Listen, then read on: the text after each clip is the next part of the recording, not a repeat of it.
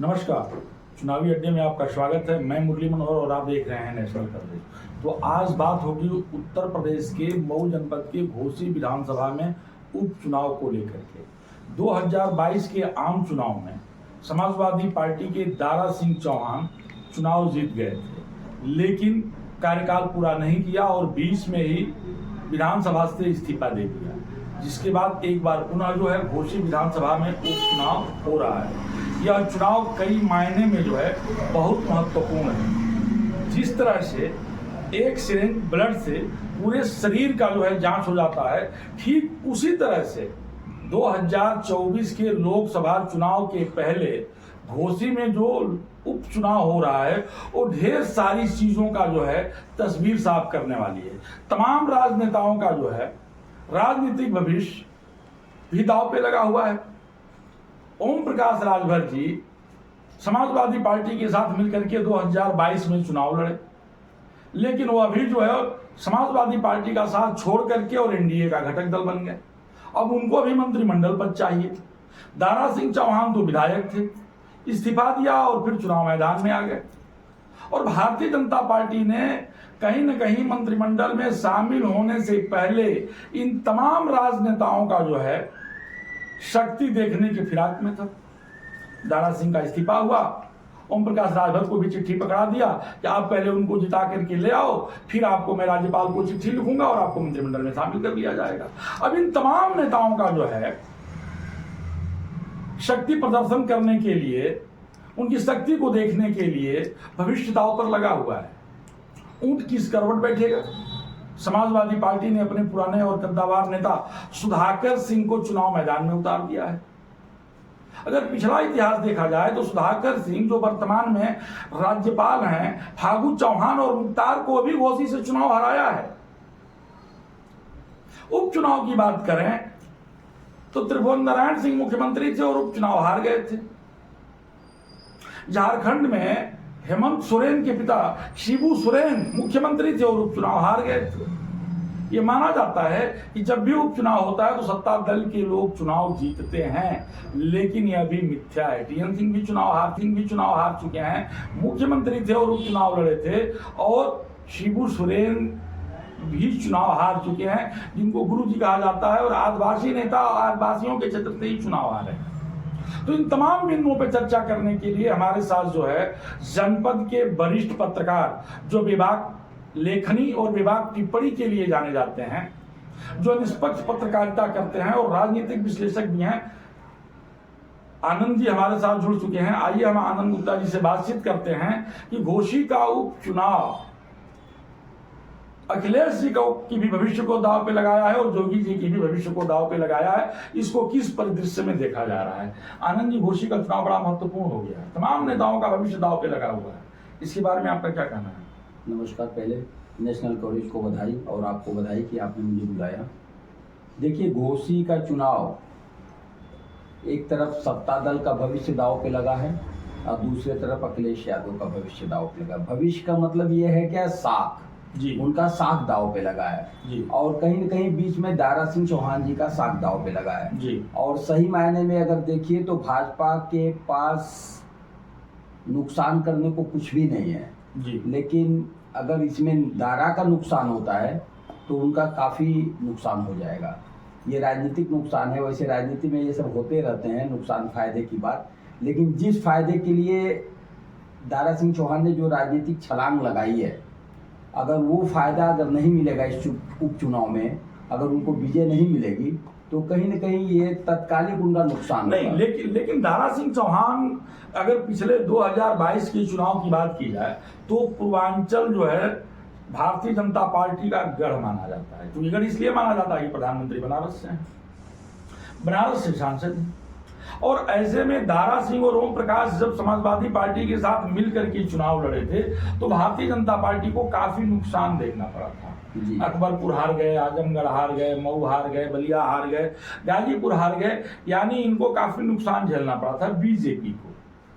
और समाजवादी पार्टी उभर करके आई थी।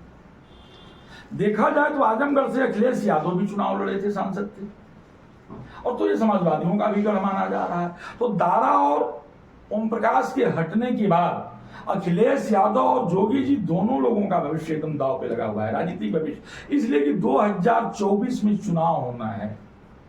देखिए 2024 को जो चुनाव है लोकसभा का होना है, उसी को लेकर ये सारा सेमीफाइनल मैच खेला जा रहा है। वैसे इस छोटे से मैच से पूरे 2024 को नहीं देखा जा सकता, लेकिन कहीं ना कहीं 2024 के फाइनल मैच के लिए और उस मैच में ओम प्रकाश राजभर की क्या भूमिका होगी, उनके लिए सेमीफाइनल है जी।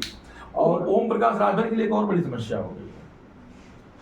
ओम प्रकाश राजभर के जो सबसे बड़े कद्दावर नेता थे, दूसरे नंबर के नेता थे, जिनको प्रधानमंत्री ने कटप्पा नाम से भी संबोधित किया था, महेंद्र राजभर, जब उनसे एकदम अलग हो गए। आज उन्होंने अरविंद राजभर का पर्चा भी भरवा दिया।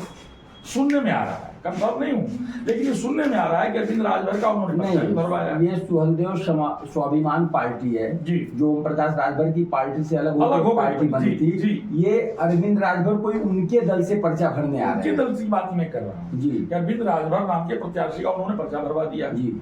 बसपा पत्ता नहीं खोल रही है, बसपा प्रत्याशी नहीं दे रही है। देखिए पूरे उपचुनाव में सबसे बड़ी भूमिका जो है वो बसपा का है। वो चुप होके भी लोगों को मतलब परेशान की हुई है। देखा जाए तो घोसी विधानसभा में लगभग 60,000 दलित वोट हैं, उनका कोई अपना प्रत्याशी नहीं होगा। हाँ, तो दलित वोट है, प्रत्याशी नहीं है, तो दलित कहीं ना कहीं किधर जाएगा, भाजपा की तरफ जाएगा कि सपा की तरफ जाएगा, या उसमें बहुत से ज्यादा ऐसे लोग होंगे जो सोचेंगे कि चलो अपना पार्टी का प्रत्याशी नहीं है तो घर बैठ जाओ। तो ऐसे में उनको वोट तो देने जाना चाहिए, चाहे जिसको भी चुनाव में वो अपना मतदान करें। नोटा दबा के आए, किसी और को दे के आए, दारा को दे के आए, सुधाकर को दे के आए, लेकिन दलित समाज जा किधर रहा है, मतलब बसपा का मूल वोटर किधर जा रहा है, ये कहीं ना कहीं कोई जानता नहीं है और इस पे प्रश्नचिन्ह है। और बसपा की तरफ से इस पे कोई अल्टीमेटम भी नहीं है कि इधर वोट करना है या उधर वोट करना है। बहन मूड में हो सकता है कि बहन जी चुनाव के कुछ दिन पहले जो है बड़े निर्णय में जाए, बहन जी का कोई कॉन्फ्रेंस हो, बहन जी का कोई संदेश आए, लेकिन अभी तो बहन जी एकदम साइलेंट मूड में है। देखिए कहीं ना कहीं से इसके पीछे, पर्दे के पीछे देखा जाए तो दारा सिंह चौहान को बहन जी ने 2014 की लोकसभा के पहले 9 वाली लोकसभा में संसदीय दल का नेता बनाया था जी। बसपा से चुनाव जीते थे, सांसद बने थे। बहन जी इनके ऊपर बहुत ज्यादा विश्वास करती थी, क्योंकि उस समय बहन जी के पास पार्टी में बाल्टी चौहान पूर्व सांसद हुआ करते थे, वो निकल गए तो दारा सिंह चौहान पे उन्होंने पूरा फेथ किया था, दारा सिंह चौहान पे पूरा भरोसा किया था। लेकिन 2014 में पुनः इनको टिकट भी दी थी बहन जी ने, और 2014 में परिणाम जो आया, दारा सिंह चुनाव हार गए, हरनारायण राजभर यहाँ से भाजपा के सांसद बने। उसके बाद दारा की तरफ से फैसला आया कि वो छोड़ के भाजपा में चले गए। भाजपा के तो कहीं न कहीं जो है बसपा के अंदर भी यह टीस है कि दारा सिंह ने उनको धोखा दिया है। तो बसपा के अंदर ये टीस है, तो हो सकता है कि कहीं बहन जी तो ऐसे उपचुनाव नहीं लड़ती हैं, लेकिन कहीं न कहीं पर्दे के पीछे से अगर ये बदला चुका रही है बहन जी, हिसाब किताब कर रही है दारा का, तो हो सकता है कि बहुत बड़ा खेला कर जाएंगी। वो बैठी हैं, चुप हैं, कुछ भी नहीं बोल रही है। कांग्रेस ने भी प्रत्याशी नहीं दिया, कांग्रेस ने भी प्रत्याशी नहीं दिया। पिछला कांग्रेस का प्रत्याशी बहुत अच्छा खासा वोट पाया था, वो वोट किधर जाएगा वो बहुत मायने रखता है। यानी सब मिला जुला करके जो है घोसी विधानसभा में 4 नेताओं का भविष्य दांव पर लग गया है, राजनीतिक भविष्य दांव पे लगा हुआ है। घोसी विधानसभा का उपचुनाव जो है 4 नेताओं का आने वाले चुनाव का जो है समय तय करेगा। एक ओम प्रकाश राजभर का, देखिए नहीं, 2 चीजें हम कहेंगे। ओम प्रकाश राज केवल उपचुनाव पे ये तय होगा कि कौन जीत रहा है, कौन हार रहा है, ये लोग कितने पानी में हैं, कितने इन लोग को अपने वोटरों पे भरोसा है, कितना जो मोदी जी से, योगी जी से और अमित शाह से वादा करके आए हैं उसमें कितना पूर्ति कर पाते हैं। लेकिन कहीं ना कहीं इसमें एक चीज जो हमको लगता है वो ये है कि इस चुनाव में कहीं ना कहीं, जैसे कहते तो लोग सभी हैं कि हम जातिवादी राजनीति नहीं करते हैं, लेकिन अगर इस व्यवस्था के पीछे देखिएगा तो हर दल उसी के पीछे घूम रहा है, नाच रहा है। तो कहीं ना कहीं ये भी एक तरीके से लगता है कि कहीं ना कहीं ये दारा सिंह चौहान की ब्रांडिंग तो नहीं की जा रही है भाजपा की तरफ से। अगर जीत गए तो बल्ले बल्ले है, अब मान लीजिए अगर हार गए तो उनको एक बड़ा चेहरा चाहिए चौहान समाज में, जो बाकी 80 सीटों पे घूम सके, जो दूसरे प्रदेशों में जा सके। दारा पे इस तरह का भरोसा अमित शाह ने जताया भी था, उनको पिछड़ा वर्ग का राष्ट्रीय धोखा भी तो दिया था, धोखा भी तो दिया था। गले भी तो भाजपा ने ही लगाई। गले भाजपा लगाई और बीजेपी को धोखा भी दिया था। आपको पिछड़ा वर्ग का राष्ट्रीय अध्यक्ष बनाया, आपको टिकट दिया, आपको वन मंत्री भी बनाया। सब ठीक है, दारा सिंह चौहान ने धोखा दिया था, लेकिन गले तो भाजपा ही लगाई ना। अपने मन से वो केवल दौड़ के चले थोड़े आए हैं कि नहीं नहीं मुझको ले लो, अपनी पार्टी में शामिल कर लो, मैं गलत जगह चला गया था, मैं परेशान हूँ, मेरे को नींद नहीं आ रही है। लेकिन बैठ के टाक हुआ होगा ना, बातचीत हुआ होगा। तो समर्थक ये कह रहे हैं ये चुनाव तो जीत गए थे, लेकिन इनका एक सिपाही और दरोगा भी सुनने को तैयार नहीं था, इसलिए जो है ये बीजेपी में गए हैं। नहीं, ऐसा नहीं है, ये बीजेपी में गए हैं। कहीं न कहीं जो दिल्ली की राजनीति कर लिया है वो लखनऊ की राजनीति में रहना नहीं चाहता है।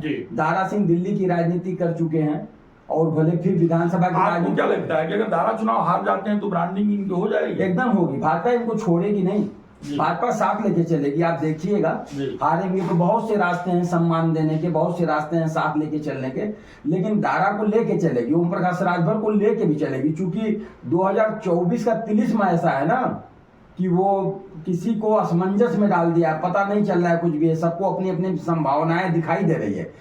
उसी के बाद तो फिर इतना ज्यादा अनाप शनाप